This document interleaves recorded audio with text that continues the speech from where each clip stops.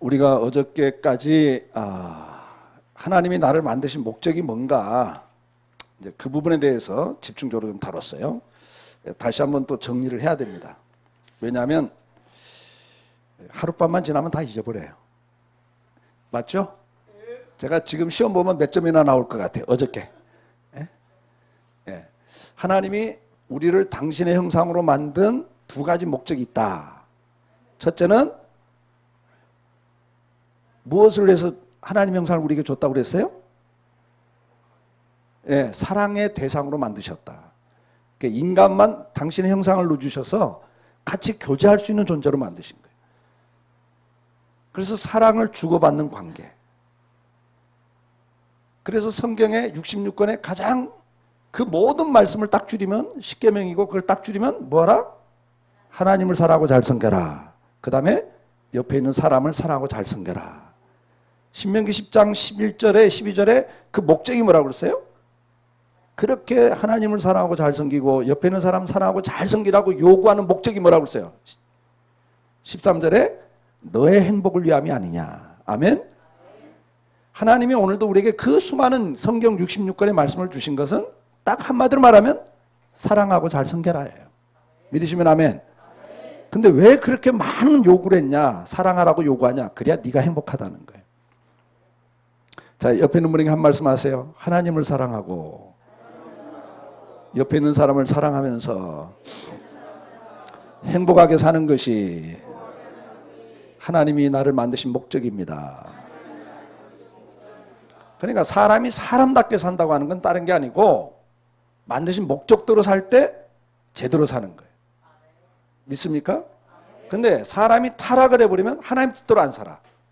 그래서 하나님을 사랑하고 살아야 되는데 디모데후서 3장에 보니까 말세의 특징을 뭐라고 그래요? 사람들이 자기를 사랑하고 그래요. 그러니까 사랑하는 대상이 바뀌어버려요. 이게 타락이에요. 그래서 하나님을 사랑해야 되는데 누굴 사랑해? 자기를 사랑해. 이게 지금 이 말세의 특징이에요. 이웃을 사랑해야 되는데 그 다음에 뭘 사랑한다고 그랬어요? 돈을 사랑하고 그랬어요. 이게 성경이 가르치는 거예요. 그러니까 은혜가 떨어지면 사람은 원래 만든 목적대로 살 수가 없어요. 하나님을 사랑해야 행복한데 자기를 사랑해. 인본주의자가 되고 개인주의자가 되고 이기주의자가 돼. 욜로족이 돼. 그냥 나 혼자 내 인생 내 마음대로 즐기자. 그러면 행복하냐? 절대 행복이 없어요. 거기는. 가보면 또 공허하고 허무해져요. 정신 차리고 살길 바라요. 여러분 행복하게 살고 싶죠? 행복하려면 사랑해야 된단 말이에요.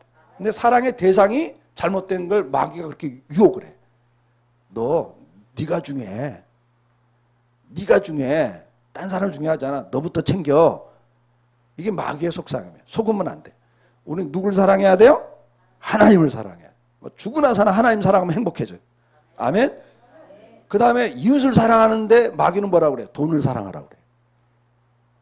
오늘 이 전 세계가 돈의 신에 빠져들었어요. 그게 말세의 특징이에요. 자기를 사랑하고 돈을 사랑하고 그 다음에 뭘 사랑해? 쾌락을 사랑한다 그랬어요. 그게 말세의 징조고 그게 인간이 불행해진 이유. 다시 한번 기억하셔야 돼요. 행복하게 살고 싶죠? 그럼 뭐 어떻게 해야 돼요? 예, 사랑의 대상이 분명해야 돼. 첫째 누굴 사랑해야 된다? 하나님 사랑. 두 번째는 이웃 사랑. 세 번째는 몰라요? 예, 자연 사랑. 하나님 우리에게 주신 만물을 사랑해야 돼. 그래야 여러분이 혜택을 누려요. 믿으시면 아멘. 그래서 자연을 사랑하지 않고 파괴시키면 내가 내 개인 욕심, 돈 벌기 위해서 오염을 내보내고 막 이런 거 해서 파괴시키면 그 재앙이 와. 그래서 자연재해가 오는 거예요. 믿으시길 바라요.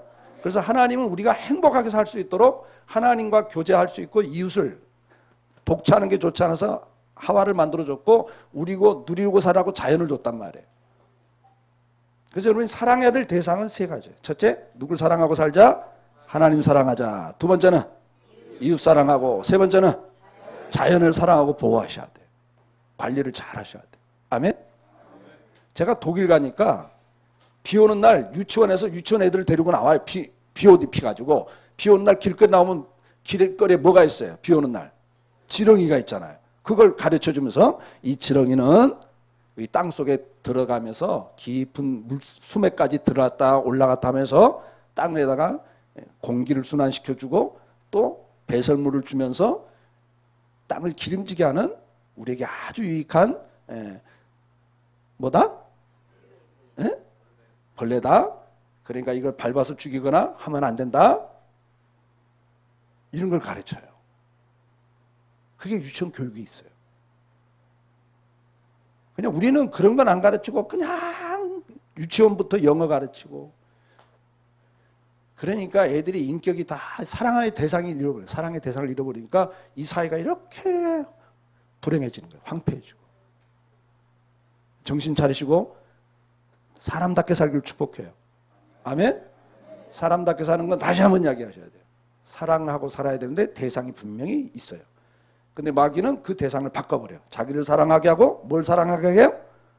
돈을 사랑하게 하고 또 뭘 사랑하게 해? 자기 쾌락을 사랑하게 만들어서 인간을 불행하게 만드는 게 사탄이 하는 일이에요. 자, 그러면 하나님이 우리를 만든 두 번째 목적은 뭐라고 그랬죠? 당신의 형상을 넣어주심으로써 만물의 영장으로 만들었어요. 모든 피조물의 우두머리를 만들어서 하나님을 대신해서 뭐하라고? 관리하라고, 다스리라고. 그래서 이 땅에 하나님의 뜻을 펼치고 하나님을 드러내는 삶을 살라고. 믿으시면 아멘. 그것을 우리가 하나님께 영광 돌리는 삶, 그러는 거예요. 그걸 창세기 1장 28절에서는 복을 주시며 가라사대. 그게 복이야, 복. 복이 뭐라고요? 생육하고 번성하고 정복하고 다스리는 자가 돼야 돼요. 그럼 우리가 복을 받기를 원하시, 하나님은. 이미 복을 주셨다 그랬어요. 그 방법이 뭐였죠? 첫째는 씨앗으로 주셨다. 씨앗은 먹으라고 줬다, 심으라고 줬다? 심으라고 줬어요. 근데 얼렁얼렁 먹어버리면 끝나요. 번성이 안 돼요. 씨앗은 심어야 돼요. 하나님 주신 물질, 시간, 재능 모든 걸 다 심으셔야 돼요. 아멘? 심을 때 풍성히 거두고 넉넉히 도와주고 살 수 있는 축복을 준다고 고린도후서 9장에 약속을 하고 있어요. 믿으시면 아멘? 그래서 우리가 번성하는 방법은 심는 법이다. 적게 심은 자는 적게 거두고 많이 심은 자는 많이 거둔다. 고린도후서 9장에 헌금을 이야기하면서 그렇게 말씀을 했어요.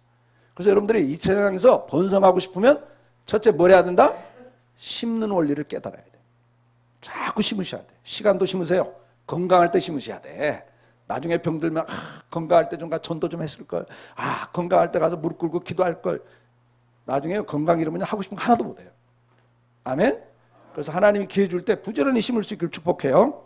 예. 기도도 심어야 되고 헌금도 심어야 되고 봉사도 심어야 되고 다 심는 원리예요. 그 심는 대로 거둬요. 믿으시면 아멘. 예. 그 다음에 두 번째 번성의 법칙이 뭐라고 그랬어요? 우리가 청지기로서 관리를 잘해야 한다. 그건 내 몫이다. 그래서 첫째, 시간 관리를 철저하게 해라. 모든 사람에게 24시간을 똑같이 줬다. 그 시간을 어떻게 쓰느냐에 따라서 그 하루하루가 퍼즐 조각이야. 오늘 좀 젊은 사람들이 있으니까 조금 내가 더 설명해 드리는 거예요. 여러분 10년 후에 인생이 어떻게 될까? 20년 후에 인생이 어떻게 될까? 난 몰라요. 막연해요. 몰라요 그러죠? 내가 보면 딱 알아. 신령해서?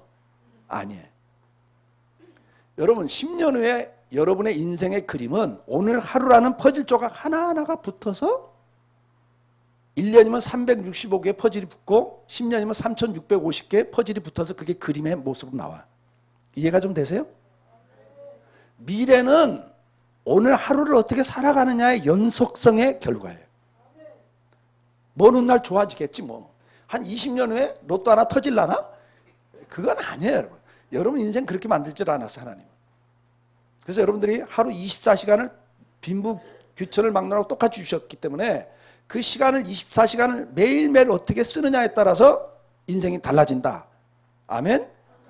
그래서 먹을 때 먹고 잘 때 자고 규모 있게 계획성 있게 게으르면 안 된다고 성경 구절 다 말씀드렸어요. 시간 관리를 어떻게 해야 되는지. 그 다음에 두 번째 무슨 관리 잘해야 한다고 그랬어요? 인간관계 관리 잘해야 돼요. 하나님이 이렇게 평소에 만남의 축복을 줄 때 그 사람 나보다 못하다고 무시하고 멸시하고 함부로하고 이용만 해먹고 그러면 내가 인간관계 다 실패하는 거예요. 정말 내가 필요할 때 도울 사람이 없어요. 그러면 이해가 되세요? 그러니까 현재 내 모습은 그동안 내가 살아온 삶의 결과예요. 제가 합신해서 강의하면서 그런 이야기를 했어요. 전사님들이 이제 개척을 한다고 생각합시다. 그래서 개척을 하기 위해서 기도 부탁할 사람 이름 적어봐라. 그 다음에 한 달에 10,000원이라도 헌금을 좀 후원을 부탁할 사람 이름 적어봐라. 그 다음에 개척을 하니까 1년 동안 와서 좀 봉사해달라고 부탁할 수 있는 사람 이름 적어봐라. 제가 그렇게 이야기를 해요. 이름 다 적어본다면은, 그런데 이건 내가 생각할 때 부탁할 수 있는 사람인데 이 사람은 꼭 내 부탁을 들어줄 것 같은 사람은 동그라미를 따로 쳐봐라 그래요. 그리고 제가 맨 마지막 하는 말이 있어요. 그 숫자가 지금까지 당신이 살아온 삶의 결과다 그랬어요. 제가. 무슨 말이라고요?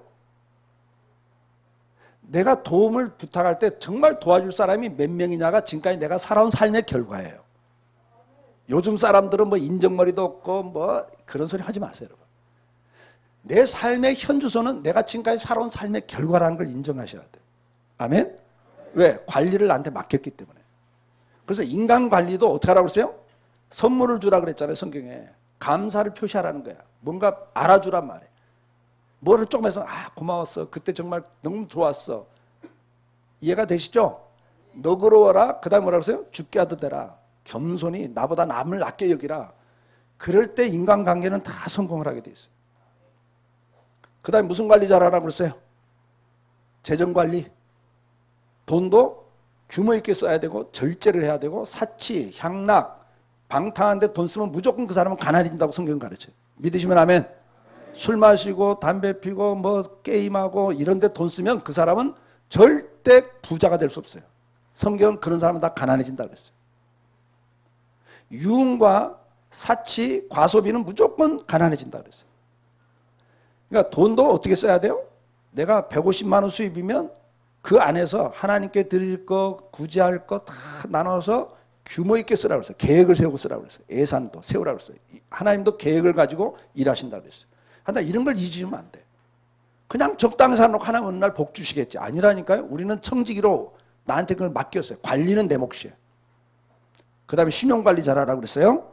말이든 뭐든 간에 약속했으면 철저히 지키셔서 신용을 얻어놔야 여러분 인생이 풀려요. 신용을 잃으면 다 잃어버려요.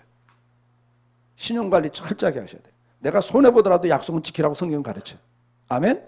해로울지라도 단어를 썼어요. 해로울지라도 그 약속을 지켜야 신용을 얻는 거고 그것이 모든 내 인생의 축복의 문이 열리는 길이 돼요. 마지막으로 건강관리 잘하라고 그랬어요. 이것도 내 몫이야. 절제하셔야 돼. 잘 때 자고 일어날 때 일어나고 먹는 것도 탐식, 과식 이건 다 정욕에서 오는 거예요. 그 내 몸을 망가뜨려요. 운동해야 한다고. 디모데 3장 8절에 육체의 연습은 유익이 있다고 그랬어요. 그러니까 운동도 하셔야 돼요. 그래서 먹는 거, 그 다음에 시간 관리하는 거, 그 다음에 운동, 절제가 굉장히 중요해요. 그래서 이것도 자기 관리를 철저하게 해야 됩니다. 우리 이제 청년들 오늘 있어서 내가 지금 피리 꽂혀서 그래요. 청년들이 보면 내가 막 마음이 동해. 왜냐하면 여기 60 넘은 사람 은혜 받아봤자 앞으로 얼마나 변하겠어요. 근데 이 젊은 세대가 한 사람만 변해도 나라가 바뀔 수 있는 거거든요. 아멘. 시험 들지 마세요. 예. 나는 젊은 사람만 보면 그냥 피리 꽂혀갖고 딴 데로 간다니까. 그래서 여러분들이 정말 자기 관리를 철저하게 해야 돼요. 청교도들은 굉장히 자기 절제 속에 검소하게 살면서 삶을 살아갔어요. 믿으시면 아멘. 아멘? 예. 그래서 성령의 열매 가운데 절제가 있단 말이에요. 절제를 하셔야 돼요. 그래서 시간 관리, 인간관계 관리, 그 다음에 재정 관리, 신용 관리, 그리고 또 건강 관리. 또 하나가 뭐였죠? 예? 아유, 6개. 예. 신용 관리까지 6개 영역에서 성경 구절을 다 말씀드렸으니까 꼭 지키셔야 돼요. 그게 자기 인생을 앞으로 10년, 20년이 자기 인생을 만들어버려요. 믿으시면 아멘. 앞으로 언젠가 좋아지겠지. 아니에요. 오늘 하루하루를 제대로 살아가는 결과가 하나님의 축복으로 나타나는 거예요. 믿으시면 아멘. 자, 그러면 어저께는 이제 하나님이 저와 여러분을 만든 목적은 뭐라고 그랬어요? 복과 행복을 누리고 사는 거다. 믿으시면 아멘. 그래서 복과 행복을 누릴 수 있도록 다 주셨어요. 근데 그걸 우리가 실행해 가는 것뿐이에요. 그런데 악한 마귀가 그것을 방해한다. 마귀는 우리가 복받는 대신 저주받게 만들고 행복한 대신에 불행하게 만드는 게 마귀가 하는 일이다. 자, 성경 구절을 한번 봅시다. 계시록 12장 9절. 거기서 띄워줄 거예요. 계시록 12장 9절. 같이 읽어요. 시작.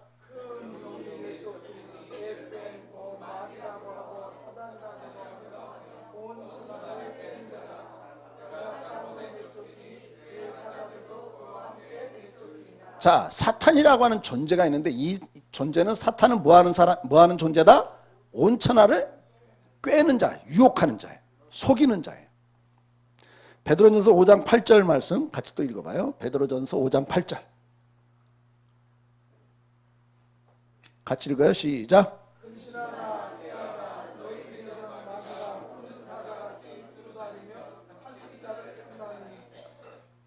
자, 마귀를 여러분들이 쉽게 생각하면 안 되고, 오늘도 사탄은 어떻게 하든가 수단만 가리지 않고 여러분들을 꿰어서 어떻게 해요? 삼켜버리려고 그래요. 마귀 밥이 되게 만든단 말이에요. 그렇기 때문에 어떻게 하라고 그러세요? 근신하고 정신을 차리라는 게 깨어있으라는 거예요. 나도 모르게 당해. 그러니까 마귀를 인식하지 않으면 당하면서도 모른단 말이죠. 마귀는 우리를 저주받는 자리로 끌고 가요. 역대상 21장 1절 말씀. 역대상 21장 1절. 같이 읽습니다. 시작.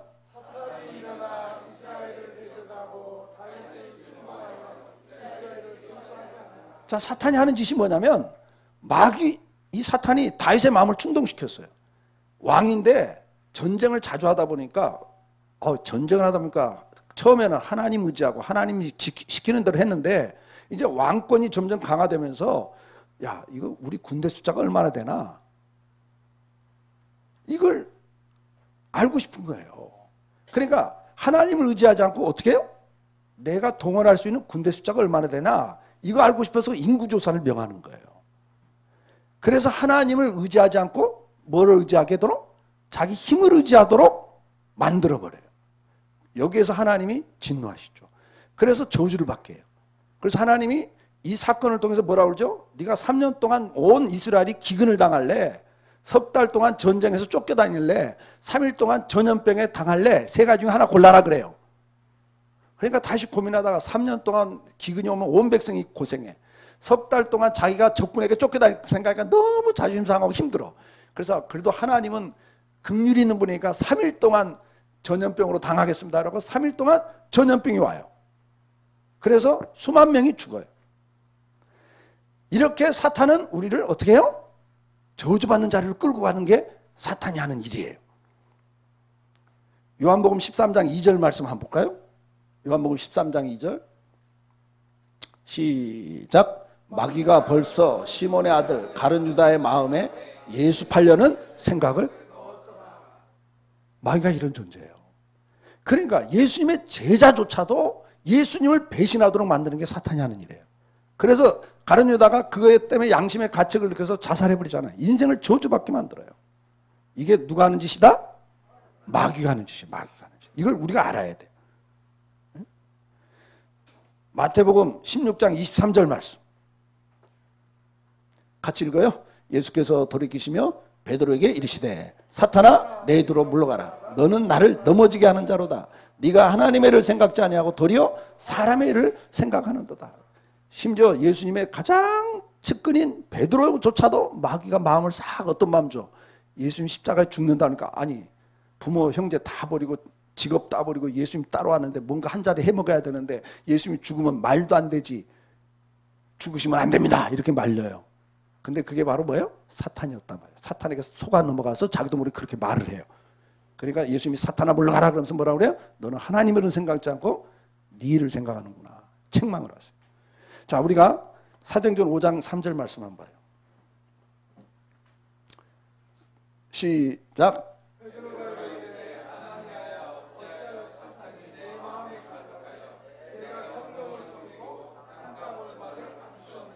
자, 아나니아 삽비라 부부 이야기 너무 잘 알죠? 그렇죠?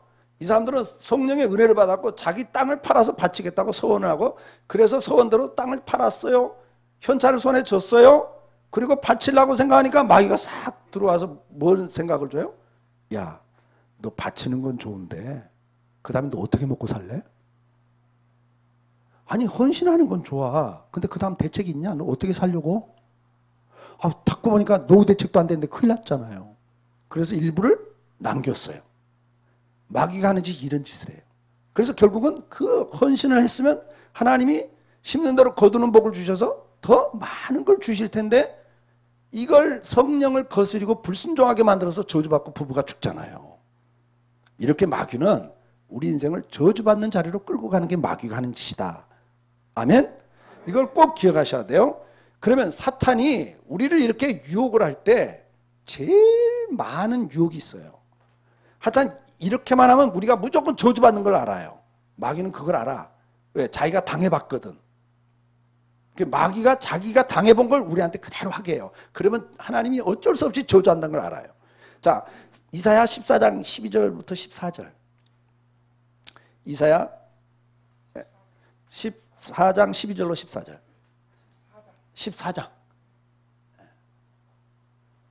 자, 같이 쭉 읽어봐요. 너 아침의 아들 계명성이여 어찌 그리 하늘에서 떨어졌으며 너 열국을 엎은 자여 어찌 그리 땅에 찍혔는고 네가 내 마음에 이르기를 내가 하늘에 올라 하나님의 묵별 위에 내 자리를 높이리라 내가 북극 지폐 위에 산 위에 앉으리라 가장 높은 구름에 올라가 지극히 높은 이와 같아지리라. 이게 마귀예요, 여러분. 이 사탄은 원래 하나님이 만든 천사장이었는데 그 자기 지위에 만족하지 못하고 내가 누구 자리와 같이 올라가 보겠다고? 예, 하나님 자리에 같이 올라가 보겠다. 내가 하나님 자리에 올라가 보겠다. 이게 타락이야, 타락. 가장 무서운 죄가 뭐냐? 하나님을 대적하는 죄예요. 믿으시면 아멘. 근데 하나님을 대적하는 것 중에 가장 강력한 게 뭐냐니까 내가 하나님 노릇하겠다. 그거예요. 그래서 마귀가 그거 하다가 타락을 했기 때문에 그래서 저주를 받았기 때문에 우리도 어떻게 하겠어요, 마귀가? 우리도 나도 모르게 하나님 자리에 딱 서도록 만들면 저주받는 걸 알아요, 마귀는. 그래서 여러분 창세기 3장 5절 아담을 타락시킬 때도 똑같은 전략을 써요, 마귀가. 같이 읽어봐요. 시작.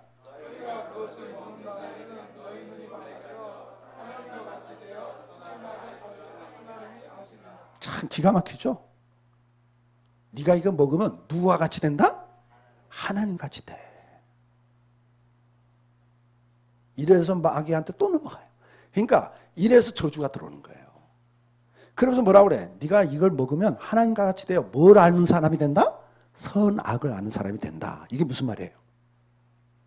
뒤에 나옵니다만 선악을 판단할 수 있는 심판장이 된다. 이게 무서운 마귀의 전략이에요. 자, 그러면 이번 집회는 어저께 그래서 이제 말의 중요성을 제가 이야기했어요. 사탄이 우리를 공격하는데 가장 강력한 무기가 뭐냐? 언어의 영역을 통해서 우리를 저주받게 하고 불행하게 만드는데 그래서 어저께 언어의 그 중요성까지 제가 설명해 드렸어요. 모세조차도 40년을 충성하고도 말 한마디에 재난이 그에게 임했다. 시편은 그렇게 기록해요. 가나안 땅을 못 들어가 버려요. 축복을 못 받아요. 옆에 있는 분에게 한 말씀 하세요. 40년 충성하고도 말 한마디 때문에 축복을 빼앗겼습니다. 이건 내 이야기가 아니잖아요. 시편에 재난이 모세에게 임했다. 그래서 무리바 사건 때문에. 믿으시면 아멘. 그러면 이제 오늘은 저주받는 말인데 하나님을 대적하는 말을 하면 저주를 받아요. 그러면 그 하나님을 대적한다는 게 뭐냐니까 하나님 자리에 서는 말을 하면 저주를 받게 돼 있어요. 자, 한번 성경 구절 PPT로 돌아가서 같이 읽어봅니다. 시작.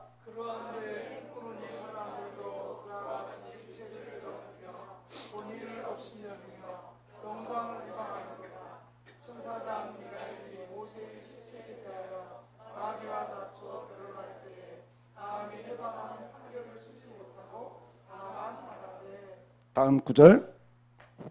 주께서 너를 부르시기를 원하거나 이 사람들은 무엇이든지 그리하지 못하는 것을 해방하는구나. 또 저희는 이성 없는 짐승같이 본능으로 하는 것으로 멸망하느니라. 자, 이 사람들은요 이성 없는 짐승처럼 뭔지 자기가 하는 게 뭔지도 모르고 하다가 멸망당할 사람이다 그래요. 아멘? 그러니까 자기가 지금 뭐 한지도 모르고 하다가 당한단 말이에요. 그 앞에 구절로 돌아가 보면 이 사람들이 뭐예요? 육체를 더럽히면 권위를 없인 여긴다 그랬어요. 여러분 권위는 누구 권위를 말해요 이게? 하나님의 권위를 말해요. 그러니까 이 사람들이 지금 하나님의 권위를 없인 여기면서도 그게 뭔지도 모르고 짐승처럼 겁 없이 막 한다는 거예요. 그 다음에 영광을 회방한다 할 때 이 영광은 누구 영광을 말해요? 하나님의 영광을 말해요. 여기서 중요한 건 권위와 영광을 회방하는데도 그게 뭔지를 몰라. 그러면서 하나 예를 들어주는 거예요. 예를 들어주는 게 뭐냐면 천사장 미가엘이 모세의 시체에 대하여 사탄과 다투어 변론할 때, 이 말은 뭐죠? 모세가 가나안 땅을 들어가지 못하고 바라만 보고 이제 죽는 거예요. 왜? 그 망령된 말 한마디 때문에, 내가 물을 내랴 이 말 한마디 때문에 하나님이 너는 가나안 땅에 못 들어간다.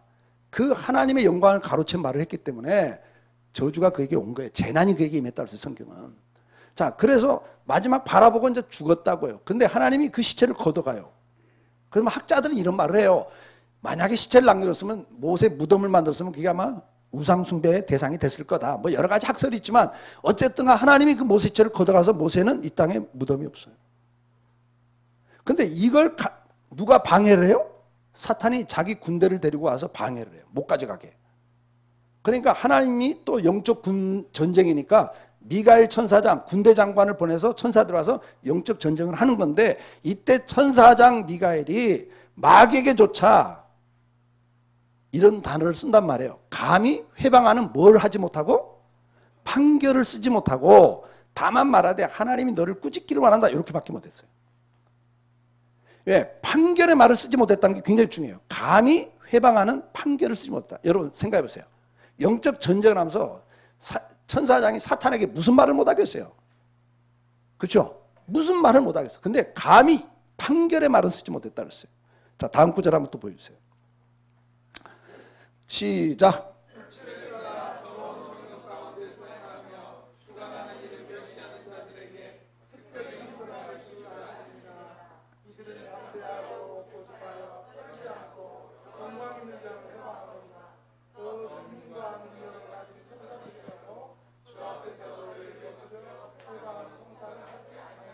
자, 이 사람들은 주관하는 일을 멸시하는 자들에게는 특별히 하나님이 형벌을 한다 그랬어요. 이 주관하는 일을 누구죠? 하나님이죠. 이 주관하는 일을 멸시하는 자에게는 하나님이 특별히 형벌한다 그랬어요. 근데 여기도 비슷한 말이 나와요. 이 사람들은 담대하고 고집하고 떨지 않고 영광 있는 자를 회방하거니와 더 큰 힘과 능력을 가진 천사들이라도 주 앞에서 저희를 거스려 회방하는 송사를 하지 않는다. 여기 보면 저희를 그러면서 복수를 쓰고 있어요. 이건 뭐냐면 하나님이 세운 지도자들을 말해요. 그런데 이 사람들에 대해서 송사를 하는 거예요. 송사. 목사가 뭘 잘못했고 뭘 잘못했고 어떤 장로가 뭘 잘못했고 뭘 잘못했고 이런 이제 고발. 송사는 천사도 안 한다는 거예요. 이제 뒤에 또 관련 구절이 나오니까 더 보면 이제 더 정확해져요. 자, 그러면서 왜 판결의 말을 천사장이 못 썼을까? 왜 이렇게 고발을 못 했을까? 그냥 하나님이 너를 꾸짖기를 원한다 밖에 못했을까? 마귀에게조차도. 성경을 읽어보면 나와요. 시작.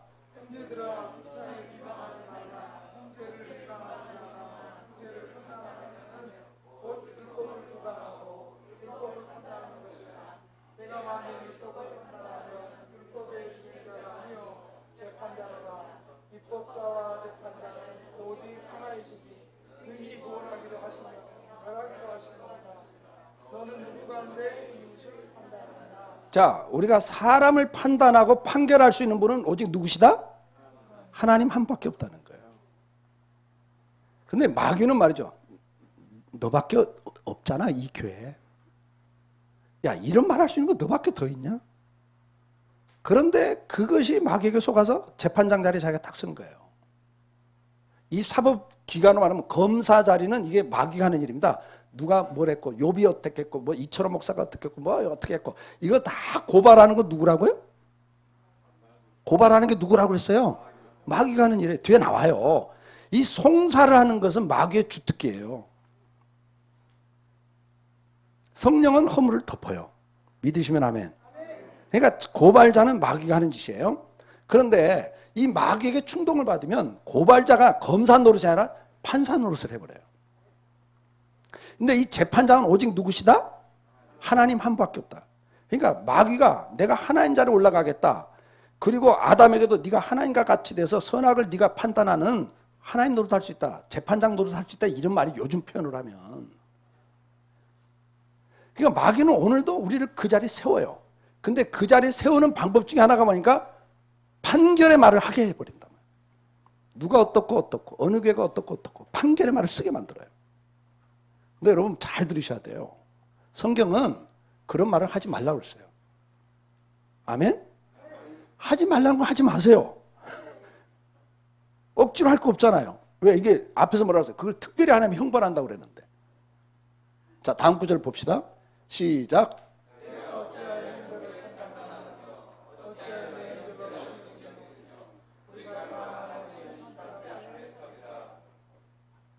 우리가 하나님 심판 앞에 다 서야 될 죄인들이에요. 그래서 다음 구절. 그런즉 우리는 다시 서로 판단하지 말고 도리어 부딪힐 것이나 거칠 것으로 형제 앞에 두지 아니할 것을 주의하라. 다시는 서로 판단하지 말라고 해서 판단하지 마세요, 여러분. 아멘? 판단과 판결은 우리 몫이 아니에요.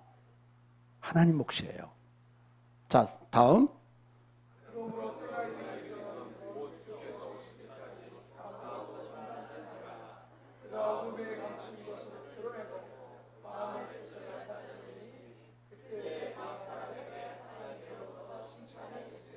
아멘? 자, 그러므로 때가 이르기 전, 그러면 이 주께서 오시기까지, 그러면 이 예수님의 재림을 말하는 건데, 그렇죠? 예수님의 초림은 우리를 위해 십자가에 주께서 오셨지만 재림은 뭐하러 오세요? 아, 예수님 다시 오실 때 뭐하러 오셔? 예, 모든 인류를 심판하러 오셔요. 아멘? 지금 그 이야기를 하시는 거예요. 내가 와서 심판할 때까지 너는 뭐하라? 아무것도 네가 판단하지 말라. 그때 내가 다 드러낸다. 믿으시면 아멘? 그러니까 주님께 맡기세요. 마귀에게 속아가지고 하나님 노릇하면 안 돼요. 응? 제가 30대 중반 때 이야기입니다. 31살에 개척을 했는데 그때 30대 중반에 이 충영교회 김창인 목사님께서 퇴계로의 충영교회가 있었잖아요. 그 충영교회 출신 있으면 손 들어봐요. 안 계시네요. 이 퇴계로에 있던 충영교회가 강남이 개발되면서 강남으로 교회를 이전한다고 발표를 하시면서 그때 100억을 들여서 예배당을 짓는다고 발표를 했어요. 지금 화폐 가치로 하면 1,500억. 그때 젊은 목사님 내가 뭐라고 그랬게? 아, 부럽다 그랬을까? 아니요. 유럽 가봐. 100년, 200년들하고 수많은 돈을 쏟아부어서 진 예배당들이 지금 어떻게 돼 있는데 다 관광지, 레스토랑 다 바뀌어 있는데 무슨 예배당 짓는데 1,500을 들여. 성교나 하시지? 제가 이렇게 말했어요. 맞는 말이다, 틀린 말이다. 이 말 듣고 보니까 이제 말이 잘 안 나오죠. 평소에 여러분들 모르세요. 얼마 전에 사랑의 교회가 뭐 3천억 들여 진지 어쩌니까 난리가 나죠. 제가 그랬던 목사예요. 우리 동네에 그때만 해도 천막으로 개척한 교회들이 있었는데요. 80년대니까.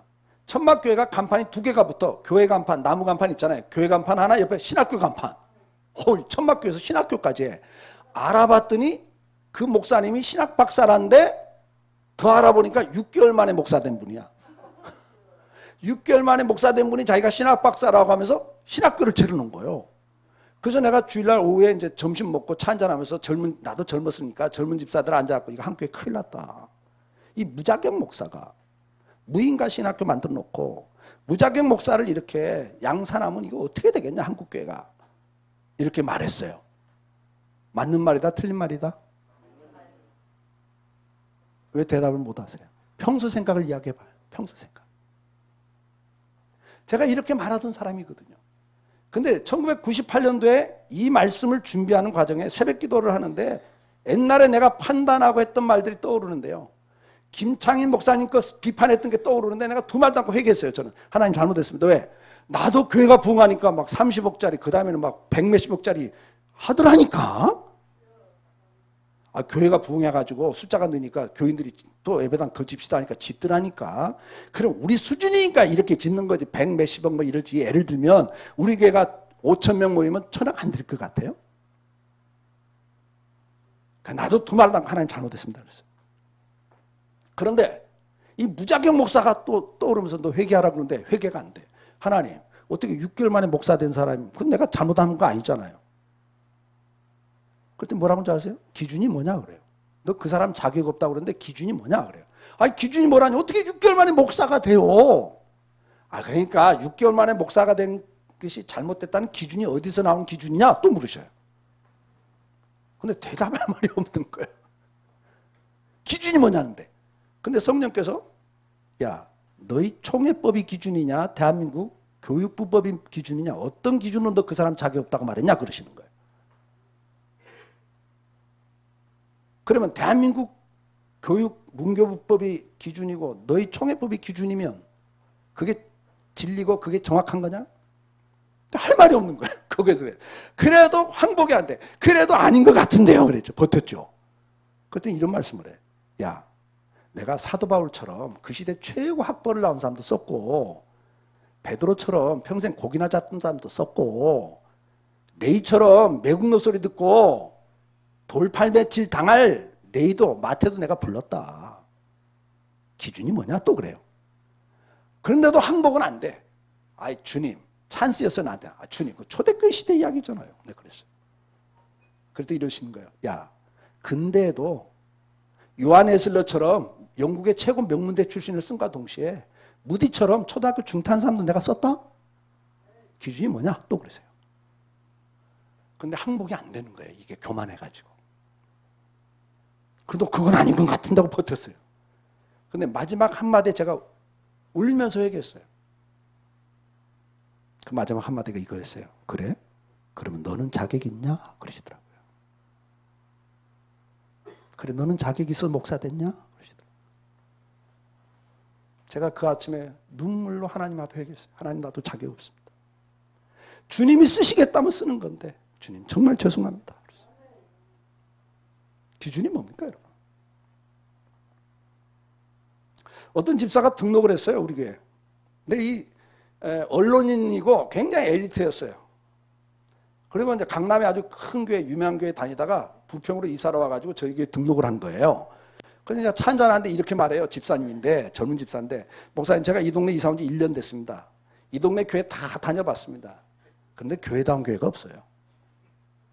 근데 강성교회 등록한다는 거예요. 그럼 우리 교회는 그 동네에서 그나마 괜찮다는 이야기를 지금 하는 거죠. 듣는 내가 기분 좋을까 안 좋을까? 기분 좋죠. 근데 나도 배운 게 있잖아요. 집사님, 교회다운 교회 없다고 그러셨는데 기준이 뭐예요? 물었어요. 나도 하나님께 배운 게 있잖아요. 기준이 뭐예요? 무슨 기준으로 교회다운 교회가 없다고 말하냐 그 말이에요. 여러분들이 생각할 때 교회는 이래야 돼. 그게 성경에서 말하는 교회입니까? 그 기준이 어디서 나온 겁니까? 여러분, 우리가 사람이 지적인 사람, 정적인 사람, 의지적인 사람 있다고 칩시다. MBTI에서는 뭐 48개로 사람 기질을 나누지만 그냥 간단하게 지적인 사람, 정적인 사람, 의지적인 사람 있어요. 지적인 사람은 어느 때 은혜가 됩니까? 예? 설교가 이해가 되고 논리적이고 합리적일 때 공감이 되면서 은혜를 받아요. 근데 정적인 사람들은요. 쩍쩍쩍하면 머리 아프다고 그래요. 이 사람들은 피리 꽂혀야 돼. 뭔가 감정이 와서 뭉클하면 은혜 받았다고 그러는 거예요. 이 정적인 게 더 개발된 사람들은 그쪽이 더 예민해요. 그러면 의지적인 사람은 야 날마다 쩍쩍쩍 성경 공부가 앉았고 날마다 은혜 받다가 팔짝팔짝 뛰고 앉았으면서 그래 사회는 이 모양인데 어떻게 구제도 안 하고 봉사도 안 하고 그게 기독교인이 할 일이냐? 행동을 해야지. 의지적인 사람은 행위를 더 강조하게 돼 있어요. 그러면 누가 맞는 거요? 그러면 한 더 이렇게 이야기합시다.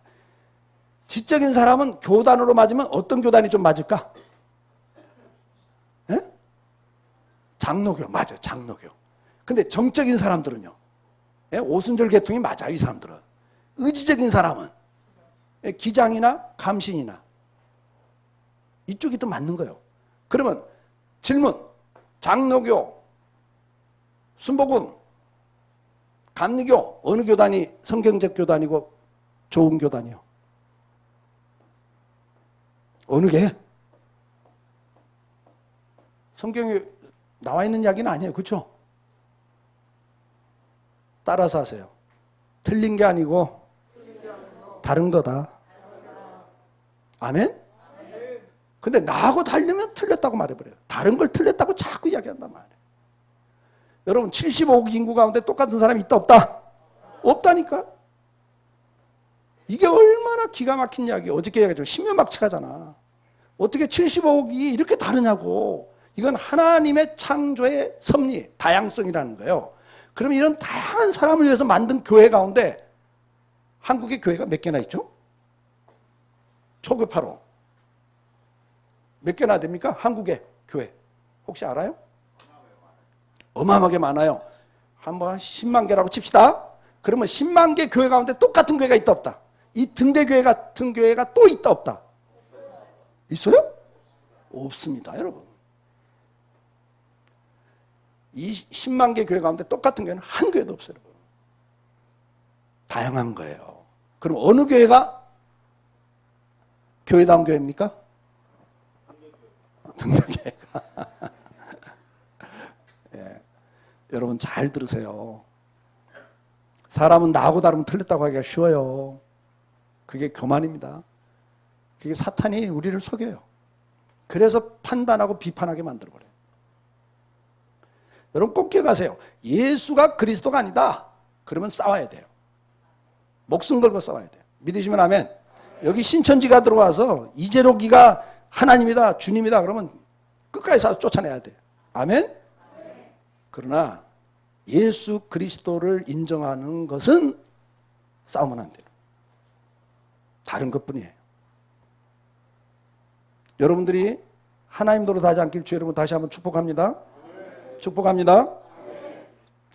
자, 다음 거 넘겨주세요. 두 번째가 비방하는 말입니다. 자, 같이 읽습니다. 시작. 모세가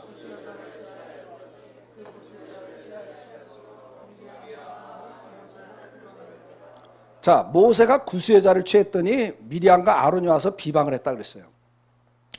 자, 이게 무슨 이야기냐면 모세가 이스라엘 백성을 데리고 출애굽을 했잖아요. 그때 애굽에서 많은 사람들이 따라 나왔어. 왜? 10가지 재앙이 내리는 걸 보면서 네 번째 재앙 넘어가면서부터는 애굽의 술사들이 따라하지를 못해요. 그걸 보면서 여호와라는 신이 진짜 신이구나. 이렇게 믿음이 생긴 사람들이 많이 따라 나왔어. 나도 하나님 섬기겠다 이렇게 하고. 이게 따라 나온 사람들이 막 하나님의 기적을 보고 막 할렐루야하고 이거 진짜 이 신을 믿어야 한다고 따라왔는데 나오자마자 광야로 들어가서 고생을 하니까 이 사람들이 이게 뭐야? 예수 믿으면 잘 된다고 해서 왔는데 예수 믿으면 문제 해결된다고 해서 왔는데 이게 뭐야? 하고 불만이 터져. 그래서 민수기에 보면 그게 섞여 있는 무리가 먼저 불만을 터뜨렸다 그랬어요. 아멘? 그러니까 초신자들이 따라왔는데 예수 믿으면 뭐 좋다고 해서 왔는데 뭐 더 어려움이 생기니까 이게 뭐야? 하면서 불만이 터졌는데 그 불만을 들으면서 이스라엘 백성이 부하내동에 같이 원망을 해버려요. 섞여 있는 무리가 있다 그랬어요. 자, 모세가 구스 여자를 취했단 말은 구스는 이집트 여자를 취했다고 말해요. 학자들의 견해는 좀 달라요. 원래 모세에게는 부인이 누구죠? 십보라.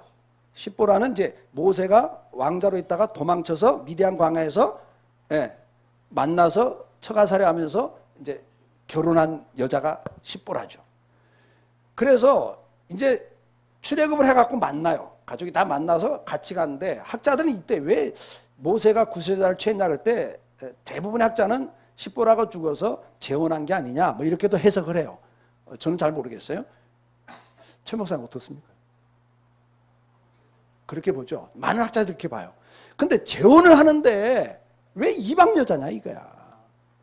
옛날에 도망쳤을 때 이방 여자 십보라고 했어도 괜찮지만 이제는 재혼하는데 아니 이스라엘의 지도자가 된 사람이 어떻게 이방 여자를 취하냐? 이스라엘 여자를 취해야지. 이제 이런 이야기야. 그게 이제 원망이 되고 불만이 된 거예요. 근데 누구도 말을 못해 지금 모세한테 지도자니까. 그러니까 누가 나선 거예요? 누가 나섰어요? 미리암은 모세의 누구요? 누나야 누나. 아론은 모세의 형이에요. 여기 누가 주모자요?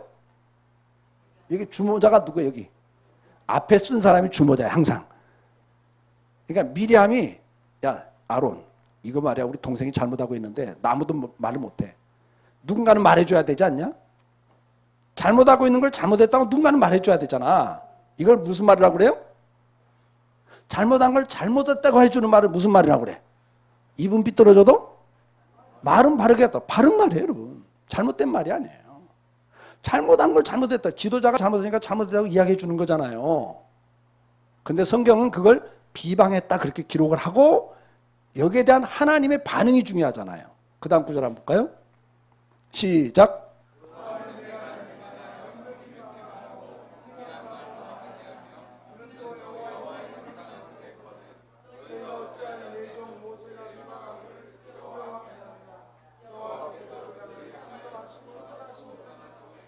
여기 보니까 하나님이 진노를 하셔요.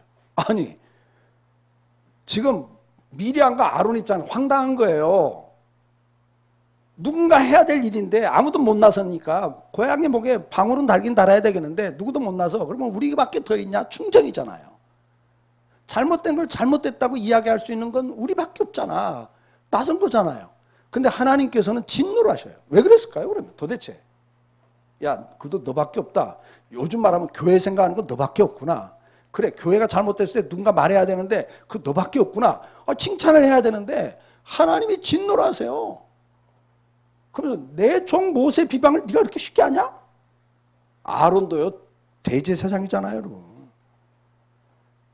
형이라고요, 누나라고요. 근데 이것도 다 아닌 거예요.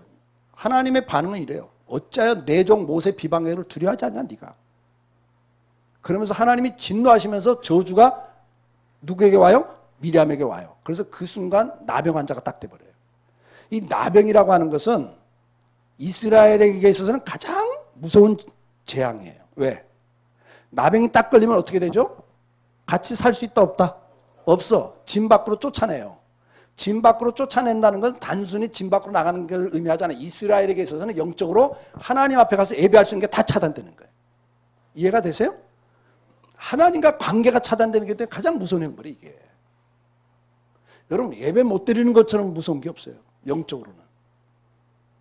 그래서 하나님이 얼마나 진노했는가를 보여주는 게 뭐냐니까 문둥병이 딱 걸린 거예요. 그래서 진중 밖으로 쫓겨나요. 그런데 아론이라는 분이 참 재밌는 분입니다. 나는 성경 읽다가 막 웃음이 나오더라고. 조금 전까지도 미리암과 같이 자네가 잘못했어. 그때는 이제 자네야, 동생이야. 자네가 잘못했네. 그런데 미리암이 문둥병이 딱 걸린 걸 보는 순간 어떻게 해요? 아론이 무릎 딱 꿇고 모세 발을 딱 잡고 주여 나를 불쌍히 여겨달라고 그래. 참 치사한 사람이야. 그래 안 그래요? 아니 의리도 없잖아. 에? 죽어도 같이 죽고 살아도 같이 살고. 근데요 아론은 봤어요. 하나님을 대적하는 것이 얼마나 무서운가를 알았단 말이에요. 아들이 죽었잖아요. 이게 하나님을 대적하는 거였구나. 순간 깨닫는 순간 그냥 무릎을 꿇어버려요. 이게 지혜로움이에요. 믿으시면 아멘. 아멘? 끝까지 매맞을 짓 할 거 없어요, 여러분. 그러니까 여기서 정말 강조하는 게 뭐냐면 지금 왜 이걸 하나님 이렇게 진노하시고 저주가 임하는가를 아셔야 돼요. 그게 뭐죠? 비방했다는 것은 바로 앞에서 판단보다 더 나간 거거든요. 이게 하나님 노릇하고 있는 거거든요. 그럼 한번 성경을 보자고요. 다음 구절. 시작.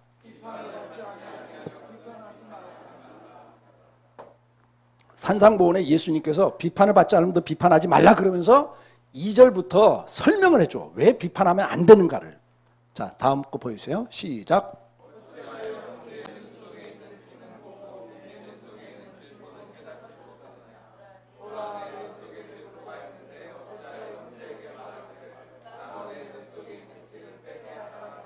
자, 주님이 하나 예를 드는 거예요. 비판하면 안 되는 이유를 설명하면서 내 눈에는 지금 들보가 하나 들어있어. 앞이 잘 보여요? 안 보여요? 안 보여. 어떻게 희끗하다 보니까 김 집사 눈에 티가 하나 들어있는 거야. 근데 그 보였다 안 보였다는 그 눈 가지고 그 김 집사 눈에는 티 뽑아주면 어떻게 돼요? 그 잘 안 보이는 눈 갖고 김 집사 눈에 그 조그만 티 뽑다가 뭐 뽑아? 우리 집사님이세요? 선생님이세요? 눈깔 빼진대요. 눈깔 뺀대잖아요. 그러는 거예요. 그러니까 지금 내가 제대로 안 보이는 눈 가지고 형제의 티를 뽑겠다는 눈알 뽑아. 그런 짓을 하지 말라는 거예요. 이 비유는 무슨 비유일까요? 따라서 하세요. 너 자신을 알라. 너 자신을 알라 그 말이에요. 네가 누구를 판단하고 비판할 자격이 없다. 너도 더 큰 죄인이다. 아멘? 현장에서 간호받아 잡힌 여인을 데려놓고 이 사람은 돌로 쳐 죽여야 됩니다. 그럴 때 주님 뭐라 그래요? 너희 가운데 죄 없는 사람이 먼저 돌로 쳐봐라. 그랬죠. 우리가 누구에게 돌을 던져요, 여러분? 예? 어느 교회가 어떻다, 어느 목사가 어떻다, 어느 성도가 어떻다고 우리가 누구에게 돌을 던질 자격이 있냐 그 말이에요. 주님이 지금 그 말씀을 하는 거예요. 저는 이제 옛날에 그 시골에서 좀 살아봤어요. 시골 살아봤는데 제가 이제 그 중학교 때만 해도 수거식 화장실이 많았습니다. 그렇죠?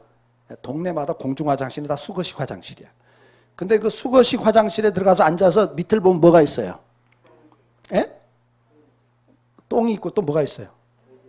구더기가 있어요. 구더기가. 근데 구더기가 있는데 이제 할 일 없이 밑을 내려다보고 있으면 그 구더기가 말이죠. 정말 기가 막힌 걸 해요. 뭐냐면 90도 직각에 시멘트 벽을 손도 발도 없는 구더기가 타고 올라와. 그거 보셨어요? 안 보셨어요? 옛날 사람들이 본 사람들 많아. 그럼 이제 보고 있으면 저거 언제 떨어지나 하고 자 쳐다보고 있죠. 그 길을 쓰고 올라다 뚝 떨어져요. 네, 예를 드는 겁니다. 자, 벽을 타고 올라오는 구더기가 밑에 구더기를 보면서 이렇게 말해. 야, 너희들 어떻게 인생 그렇게 사냐? 더러운 데서. 아유. 만약 그런다면 내가 이 기어 올라오는 구더기를 향해서 그래, 너는 참 깨끗하다. 어서 올라와라. 내가 만져줄게. 그럴까요? 내가 보면 그 똥 속에서 꿈틀거리는 놈이나 타고 올라오는 놈이나 다 똑같은 구더기 지나잖아요.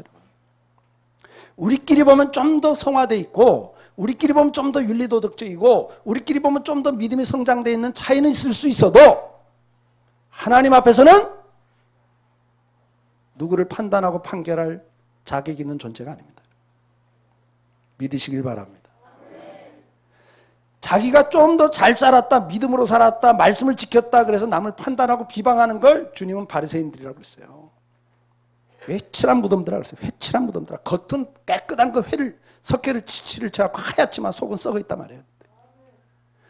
어떤 인간이 하나님 앞에서 의롭다 할 수 있어요? 주님이 그 말씀을 한 게 마태복음 7장에 넌 누구도 판단하고 비판할 수 없어. 네 눈에 들보가 들었어. 우리 속담에 이런 말 있죠. 똥 묻은 개가 겨 묻은 개 나무란다고. 다 똑같은 지금 예를 들어 주시는 거예요, 주님이.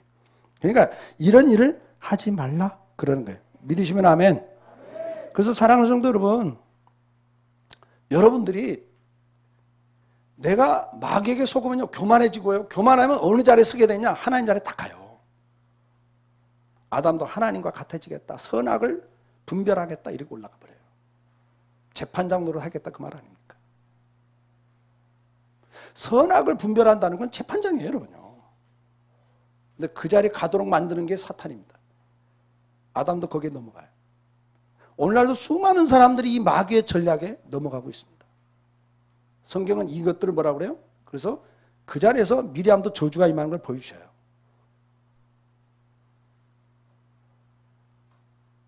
천사장 미가엘이 사탄에게도 감히 판결의 말을 쓰지 못했다 그랬는데 그 앞에 뭐라고 그랬어요? 이 겁없는 사람들은 이성 없는 짐승처럼 두렵고 떨지도 않고 막 한다는 거예요. 하나님을 대적한다. 주관하나님을 멸시한다는 거예요. 그래서 특별히 형벌할 수밖에 없고 망할 수밖에 없다고 말을 하고 있어요. 사랑하는 성도 여러분, 더 이상 속지 않길 주의 이름으로 축복합니다. 더 이상 속지 마세요. 남 판단하고 비판하지 마세요. 우리는 그럴 자격도 없고 우리가 날마다 어떤 형제가 잘못한 걸 보면 거울을 삼아야 돼요. 주여, 나도 저럴 수 있습니다. 네? 나도 저럴 수 있습니다. 이름이 갑자기 생각이 안 나. 그 어거스틴 아닌데 누구죠? 그 성자 소리를 들었던, 내가 이제 이래요. 나이가 드니까 이름이 생각이 갑자기 안 나네. 혹시 전사님 생각나면 이야기해 줘요. 프란시스코. 예. 맞는 거예요. 맞아요. 강도가, 살인 강도가 잡혀 끌고 가요. 끌려가니까 동네 사람들 나와서 막 욕하고 막 돌멩이 던지고 어떻게 인간이 저 모양이냐고 그래요. 그때 제자들이 어떻게 성자 같은 선생님이 계신과 동시에 어떻게 저렇게 인간이 악할 수 있습니까? 그럴 때 프란시스가 뭐라고 그랬어요? 하나님이 내게 준 은혜를 저 사람에게 줬더라면 저 사람은 나보다 더 성자가 돼 있었을 거다 그랬어요. 아멘? 아멘? 나는 더 죄인이라 그 말이에요. 이 정도 은혜 받고도 이 정도라는 건 저 사람한테 내가 받은 은혜 줬으면 나보다 더 성자가 돼 있을 거다 그랬다고요. 이것이 제대로 은혜 가운데 있는 성도의 모습입니다. 날마다 자기의 연약함과 악함과 무지함을 인정해야 됩니다. 저는 살아보니까 그래요. 복 있는 사람은 악인의 길을 따르지 않고 죄인의 자리에 서지 않고 오만한 자의 자리에 앉지 않는다 그랬는데, 저는 설교하면서 그런 이야기해서 우리 교인들한테 나는 죄인이 아니라 악인입니다 그랬어요. 악인. 왜? 악인은 그랬는데 나도 모르게 어느 땐 꾀를 쓰고 있고요. 나도 모르게 은근히 오만한 자리에 나도 모르게 다 가서 앉아 있어요. 잠깐만 방심하면 여지없이 올라가 앉아 있어요. 그리고 은근히 남 무시하고 어떻게 저러나, 아유, 이러고 앉았더라고요. 참 정말 악인이 악인. 그러니까 잠시만 나를 놓으면 마귀에게 그냥 그대로 당해요. 교만해져가지고. 그래서 우리 믿음의 선배들이 항상 깨어있기 위해서 했던 게 뭔지 아세요? 마귀에게 넘어가지 않고 항상 깨어서 주님 안에 있기 위해서 그들이 주님 앞에 기도를 하루에 10,000번 이상 했습니다. 여러분. 나의 주 예수 그리스도시여 나를 불쌍히 여기소서. 이게 주님 앞에 기도인데, 잠시라도 딴 생각 보면 들어오니까 그거 마음 안 뺏기려고 그냥 길을 가면서도 주여 나의 주 예수 그리스도시여 나를 불쌍히 여기소서. 나를 도와주소서. 나의 주 예수 그리스도시여 나를 불쌍히 여기소서. 나를 도와주소서. 이러고 다녔다고요. 그렇게 살 수 있길 축복해요. 아멘. 주님과 동행하는 삶을 추구하지 않으면 여러분 여지없이 마귀와 동행하게 돼 있습니다. 그런데도 이성 없는 짐승처럼 자기가 뭐 한지도 모르고 막 하다가 망해요. 오늘 이 아침에 여러분들 2가지 단어 기억합시다. 사탄은 우리를 유혹하고 그래서 하나님 자리에 자꾸 세웁니다. 너밖에 없다. 이 말 할 수 있는 게 너밖에 더 있냐? 미리암과 아론에게 했던 말이고요. 오늘날도 똑같은 말들을 합니다. 이게 교회를 위한 길이야. 이게 누구를 위한 길이야. 그런데 결국은 하나님 자리에 서는 것이 가장 하나님을 대적하는 죄라는 거.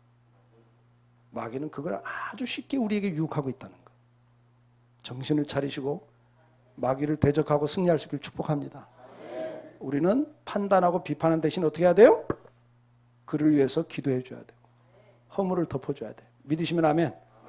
한 지체는 허물을 덮게 돼 있어요. 네? 한 지체는 허물을 덮게 돼 있습니다. 우리가 주님 안에 한 몸이라면 허물을 덮어야 돼요. 이제 나중에 또 한번 설명해 드릴게요. 정말 우리가 문제를 보면서 문제의식을 가져야 돼. 이게 뭐가 문제인가는 의식을 가져야 돼. 그러나 그걸 판단하고 비판하고 정죄하면 안 되고요.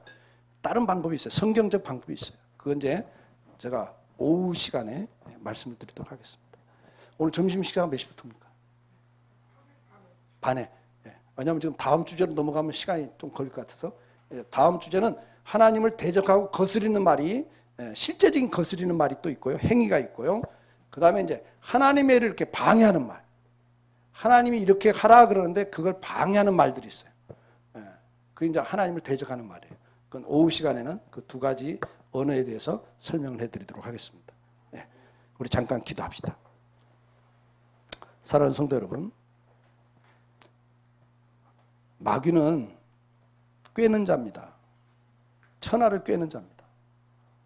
특히 성도들을 지옥으로는 끌고 갈 수 없지만 복 대신 저주받는 자리, 행복하게 살아야 될 인생을 불행하게 만드는 건 마귀가 할 수 있는 일입니다. 우리를 저주받게 하는 일 가운데 강력한 것 중에 하나가 우리를 교만하게 만들어서 하나님 자리에 세우는 겁니다. 사탄이 그랬고 아담도 그러다 실패했고요. 그래서 오늘 우리에게도 그 자리를 서게 하는데 능통한 게 마귀입니다. 미리암과 아론도 그랬고요. 오늘 우리가 다시 한번 그동안 내가 모르고 했던 말들 가운데 판단하고 비판했던 말들을 회개하시길 바랍니다. 여러분 인생의 밭에 이미 그 말은 뿌려주고 씨앗이 뿌려졌기 때문에 언젠가 열매를 여러분이 거두셔야 되는데, 어떤 씨는 석 달 만에, 어떤 씨는 6개월, 어떤 건 1년, 3년 만에 열매 맺는 게 있는 것처럼 여러분이 그동안 모르고 했던 말들 가운데 열매를 여러분이 거두셔야 됩니다. 피눈물이 나야 돼요. 그러면 열매를 거두기 전에 뽑아버리셔야 돼요. 그게 회개하는 방법입니다. 그래서 그동안 우리가 모르고 했던 이성 없는 짐승처럼 정말 겁 없이 떨지 않고 막 했던 말들에 대해서 회개를 하십시오. 그리고 정말 다윗에게 주셨던 말씀처럼 여호와여 내 입 앞에 파수꾼을 세우시고 내 입술의 문을 지켜 주옵소서. 이 기도가 여러분의 기도가 되셔야 됩니다. 이 시간 기도하면서 주여 그동안 모르고 내가 교만해서 재판장 노릇했습니다. 오직 재판장은 한 분밖에 없다고 그랬는데 내가 그 자리에 서서 누군가를 판단했고 비판했습니다. 비방을 했습니다. 주의 용서해 주옵소서. 우리 다 같이 잠깐 기도하겠습니다. 주여 한번 부르짖고 기도합니다.